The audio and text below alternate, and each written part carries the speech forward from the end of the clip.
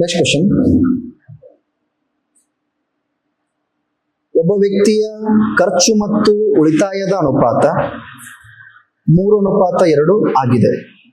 The ratio of men's expenditure and savings is 3:2. ಒಬ್ಬ ವ್ಯಕ್ತಿಯ ಖರ್ಚು ಮತ್ತು ಉಳಿತಾಯದ ಅನುಪಾತ 3:2 ಆಗಿದೆ. The ratio of men expenditure and savings is 3:2 and ಮತ್ತು ಅವನ ಖರ್ಚು ಉಳಿತಾಯಕ್ಕಿಂತ 800 ಹೆಚ್ಚು. ಅವನ ಖರ್ಚು ಉಳಿತಾಯಕ್ಕಿಂತ 800 ಹೆಚ್ಚು. His expenditure is 800 more than his savings. 800 more than his savings. What is the total income? ಅವನ ಒಟ್ಟು ಆದಾಯ ಎಷ್ಟು? What is the total income? ಅವನ ಒಟ್ಟು ಆದಾಯ ಎಷ್ಟು?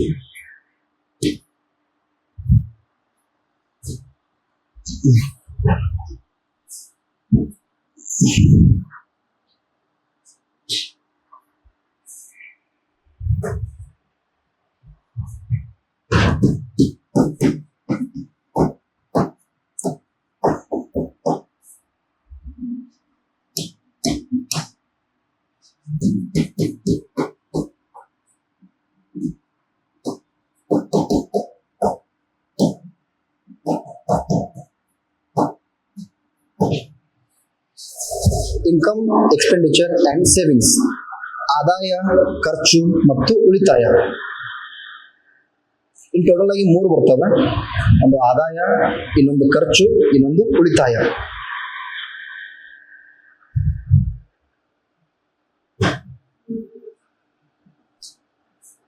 ಓಕೆ, ಒಂದು ಎಕ್ಸಾಂಪಲ್ ಕೊಡ್ತೀನಿ ನೋಡಲೆ. ಎಷ್ಟು ಬಂತನ ಆನ್ಸರ್? ಏನಾದ್ರು ಬಂತ? ಇಲ್ಲ. ಈಗ ಬರ್ರಿ ನೋಡಲೆ. ಇಲ್ಲಿ ನಂದು ಆದಾಯ 100 ರೂಪಾಯಿ ಐತೆ ಅಂತ. 100 ರೂಪಾಯಿ ಆದಾಯ ಇದ್ರ ನಾನು 40 ರೂಪಾಯಿ ಖರ್ಚು ಮಾಡೀನಿ.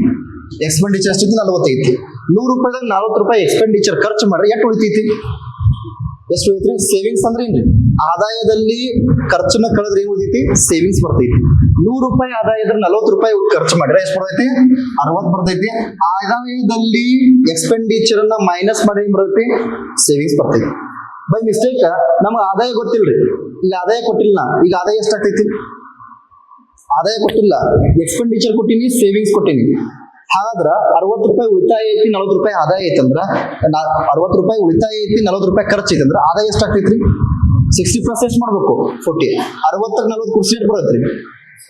ಕೂಡಿಸ್ಬೇಕಲ್ಲ. ಇಲ್ಲಿ ನಮ್ಗೆ ಆದಾಯ ಕೊಟ್ಟಿಲ್ಲ ಅಂದ್ರೆ ಇನ್ 2 ಏನ್ ಮಾಡ್ಬೇಕು? ಕೂಡಿಸ್ಬೇಕು. 60 ಕೂಡಿಸಿ ಎಷ್ಟು ಬಂತು? 100 ಬರ್ತೈತಿ. ಕ್ಲಿಯರ್? ಸೊ ಇಲ್ಲಿ ನಮ್ಮ ಅನುಪಾತ ಯಾವ್ದಾರು ಕೊಟ್ಟಾರ? ಅನುಪಾತವನ್ನ ಯಾವ್ದಾರು ಕೊಟ್ಟಾರ? ಖರ್ಚು ಅಂದ್ರೆ ಎಕ್ಸ್ಪೆಂಡಿಚರ್, ಖರ್ಚು ಮತ್ತು ಉಳಿತಾಯ. ಸೇವಿಂಗ್ಸ್ ಅಂದ್ರೆ ಉಳಿತಾಯ. ಸೊ ಖರ್ಚು ಮತ್ತು ಉಳಿತಾಯದ ಅನುಪಾತ ಕೊಟ್ಟಾರ. ಎಷ್ಟಂತ? 3:2. 3:2. ಇದರ ಅರ್ಥ 3 ರೂಪಾಯಿ ಖರ್ಚು ಮಾಡಿ ಉಳಿತಾಯ ಎಷ್ಟು ಬರುತ್ತೆ? 2 ರೂಪಾಯಿ. 3 ರೂಪಾಯಿ ಖರ್ಚು ಮಾಡಿ ಉಳಿತಾಯ ಎಷ್ಟು ಬರುತ್ತೆ? 2 ರೂಪಾಯಿ. ಹಾಗಾದ್ರೆ ಸೇವಿಂಗ್ಸ್ ನ ಎಷ್ಟಾಗ್ತೈತ್ರಿ? ಸಾರಿ, ಇನ್ಕಮ್ ಎಷ್ಟಾಗ್ತೈತಿ? ಆದಾಯ. ಈಗ ನೋಡ್ರಿ, 3 ರೂಪಾಯಿ ಖರ್ಚು ಮಾಡಿನ 2 ರೂಪಾಯಿ ಉಳಿತಾಯ ಐತೆ ಅಂದ್ರ ಆದಾಯ ಎಷ್ಟಾಗ್ತೈತಿ?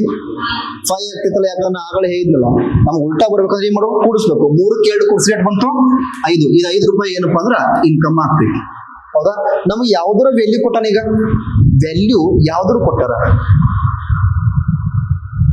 ಯಾವ್ದು ವ್ಯಾಲ್ಯೂ ಕೊಟ್ಟಾರಲ್ಲ? 800 ರೂಪೀಸ್ ಇಲ್ಲ. ಎಕ್ಸ್ಪೆಂಡಿಚರ್ 2 ರೂಪಾಯಿ ಕೊಟ್ಟಾರೋ.